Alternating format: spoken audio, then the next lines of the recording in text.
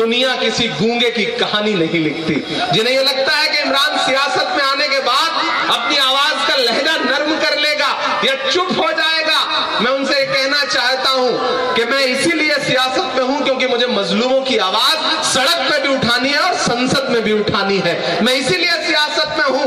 तब मैं ये नज्म सुनाता हूं आपको कि मेरे हिंदुस्तान से मेरी निस्बत कैसे तोड़ोगे, निस्बत कैसे तोड़ोगे। तैयार रहना अगले मिसरे पे, यहां से लेकर के पीछे तक, इस तरफ भी।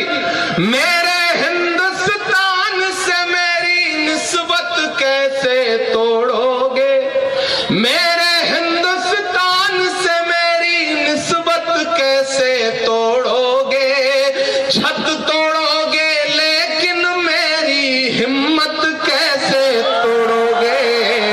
मेरे हिंदुस्तान से मेरी निस्बत कैसे तोड़ोगे, निस्बत कैसे तोड़ोगे। मेरे हिंदुस्तान से मेरी निस्बत कैसे तोड़ोगे। छत तोड़ोगे लेकिन मेरी हिम्मत कैसे तोड़ोगे। मेरे हिंदुस्तान, पहला बंद पढ़ता हूं इस नज्म का कि तुमने मेरे देश का सारा ताना बाना तोड़ दिया। गुवाहाटी हाईकोर्ट के जज ने कहा बुलडोजर तो बंद कर दीजिए अदालतें। पटना के जज ने कहा कि फिर अदालतों का क्या काम है अगर इंसाफ आप ही करेंगे तो। तब मैं बोलता हूं कि तुमने मेरे देश का सारा ताना बाना तोड़ दिया। तुमने मेरे देश का सारा ताना बाना तोड़ दिया। प्यार मोहब्बत वाला तुमने हर अफसाना तोड़ दिया। पर तुमसे नहीं टूटेगा मेरा भारत कैसे तोड़ोगे। छत तोड़ोगे लेकिन मेरी हिम्मत कैसे तोड़ोगे। मेरे हिंदुस्तान से मेरी निस्बत कैसे तोड़ोगे, निस्बत कैसे तोड़ोगे। कि एक तरफ मगरूर हुकूमत के जालिम बुलडोजर है, मध्य प्रदेश वालों, भोपाल वालों, एक तरफ मगरूर हुकूमत के जालिम बुलडोजर है, एक तरफ कुछ मजलूमों के सहमे सहमे छप्पर हैं। पर जालिम कहने की जुर्रत कैसे तोड़ोगे। छत तोड़ोगे लेकिन मेरी हिम्मत कैसे तोड़ोगे। मेरे हिंदुस्तान से मेरी निस्बत कैसे तोड़ोगे, निस्बत कैसे तोड़ोगे। मैं चल रहा हूं कन्याकुमारी से राहुल गांधी जी के साथ। आप अंदाजा लगाइए भोपाल वालों की, एक शख्स हर दिन 25 किलोमीटर पैदल चल रहा है ये कहते हुए कि नफरत छोड़ो भारत जोड़ो।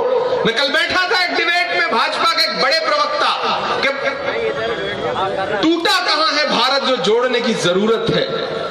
मैंने कहा सिर्फ भौगोलिक रूप से नहीं टूटा है, तुमने जो समाजों को तोड़ा है, जो लोगों के बीच में नफरतें फैलाई हैं, अमीर और गरीब के बीच का रिश्ता तोड़ दिया है, महंगाई इतनी बढ़ा दी है कि आम आदमी के पास खाने को नहीं रह गया। ऐसे में आप कह रहे हो कि जोड़ने की जरूरत कहां है। राहुल गांधी जी जो काम कर रहे हैं वो बहुत बड़ा है। एक पत्रकार ने मुझसे कहा इमरान साहब आप राहुल गांधी के साथ चल रहे हैं, आप क्या कहेंगे। मैंने कहा कि मैं अगर महात्मा गांधी के दौर में पैदा हुआ होता तो उनके साथ अंग्रेजों के खिलाफ पैदल चल रहा होता। मेरी खुशनसीबी है कि मैं इस दौर के गांधी के साथ पैदा हुआ हूं, मैं राहुल गांधी के साथ पैदा हुआ हूं। तो आज भारत जोड़ने के लिए उनके कदम से कदम मिलाकर के पैदल चल रहा हूं। जो हर जालिम से टकराएगी वो आंधी बनाऊंगा, जो हर जालिम से टकराएगी वो गांधी बनाऊंगा, नए अंग्रेज आए हैं, नया गांधी बनाऊंगा। ये जो नया गांधी है, जो एक टी शर्ट में भाजपा इतनी बौखला गई है पचौरी जी कि राहुल गांधी जी की टी शर्ट के रेट पता कर रही है। भाजपा के ऑफिशियल ट्विटर हैंडल से राहुल गांधी जी के टी शर्ट की फोटो पोस्ट होती है। पिछले 3 महीने से यात्रा चल रही है। इन 3 महीनों में नरेंद्र मोदी जी ने कम से कम 200 बार कपड़े बदले होंगे, कम से कम 50 रंग के कपड़े बदले होंगे, लेकिन एक शख्स निकला है, एक सफेद कलर की टी शर्ट है, एक ट्राउजर है और पूरी भाजपा परेशान है। याद है नरेंद्र मोदी जी कहते थे वो तो राजकुमार है, शहजादा है, लेकिन आज उसी राजकुमार, उसी शहजादे ने तथाकथित जो इनके शब्दों में आज वो हिंदुस्तान की सड़कों की धूल फांकता हुआ, एक एक इंसान को गले लगाता हुआ पूरे भारत में आगे बढ़ता जा रहा है। अब तक 2500 किलोमीटर पैदल चल चुका है वो शख्स, 2500 किलोमीटर। सिर्फ एक नारा, नफरत छोड़ो, भारत जोड़ो। मैं गवा रहा हूं भोपाल वालों, मेरे रोंगटे खड़े हैं ये बात बताते हुए कि रायचूर के पास बेल्लारी में यात्रा गुजर रही थी, मैं राहुल जी के साथ चल रहा था पड़ोस में, मैंने देखा कि तकरीबन 70 साल की एक बुजुर्ग मां है, वो सड़क के किनारे खड़ी थी, भीड़ थी, धक्का लग रहा था। एकाएक राहुल जी की नजर पड़ी, राहुल जी ने उन्हें अपने करीब बुला लिया कि अम्मा आइए आप। तो वो अपने हाथ में उन्होंने कुछ ले रखा था, सिक्योरिटी वालों को लगा कि पता नहीं क्या है, तो वो चेक करने लगे। राहुल जी ने मना किया कि चेक मत करिए, उन्हें बुलाया। जब वो पास आई तो जानते हैं उनके हाथ में क्या था? 2 खीरा था उनके हाथ में, खीरा ककड़ी, आप समझते होंगे, खाने वाला। तो राहुल जी के लिए भी, सबके लिए बहुत हैरत वाली बात थी कि एक 70 साल की बुजुर्ग मां अपने हाथ में खीरा लेकर के आई है। तो राहुल जी ने कहा कि अम्मा ये क्या है? तो उस बूढ़ी मां ने जो बात कही वो सुनना भोपाल वालों। उन्होंने राहुल जी से कहा कि बेटा मेरे पास और कुछ था नहीं, ये जो खीरा है वो उस खेत का है कि जब तुम्हारी दादी इंदिरा गांधी ने भूमि सुधार उन्मूलन कानून लाया था तो मुझे थोड़ा सा खेत मिला था, ये उस खेत का उगाया हुआ खीरा है जो मैं तुम्हारे लिए लेके आई हूं। मेरे भाई, मैं ऐसे ऐसे मंजर देख के आया हूं। जानते हो क्यों परेशान है भाजपा? कल उनके एक बड़े प्रवक्ता ने कहा कि अरे राहुल गांधी जी तो बहुत लंबी यात्रा पे निकले हैं, चुनावी स्टेट में नहीं आ रहे। मैंने कहा बिना आए हिमाचल हार गए आप, जहां से नड्डा जी आते हैं। अच्छा, नरेंद्र मोदी जी गुजरात जीते तो बड़ी बड़ी फोटो चैनलों पे चली नरेंद्र मोदी जी की, लेकिन हिमाचल हारे तो हारने पे फोटो नहीं लगी, वहां लगी नड्डा जी की। ये जो मीडिया जो खुराफात करता है, इस खुराफात को समझिएगा।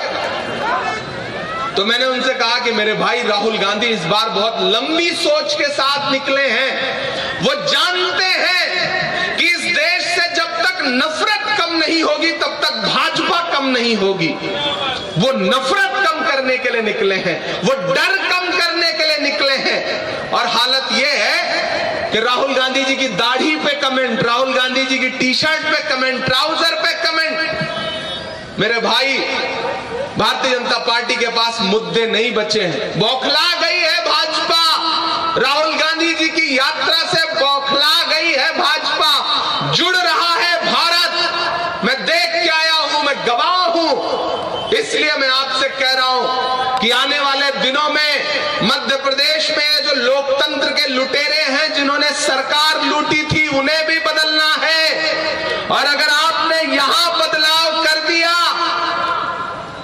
तो मेरे भाई, आप ये भी देखिएगा कि 2024 में दिल्ली की तख्ती और दिल्ली की कुर्सी भी बदलेगी।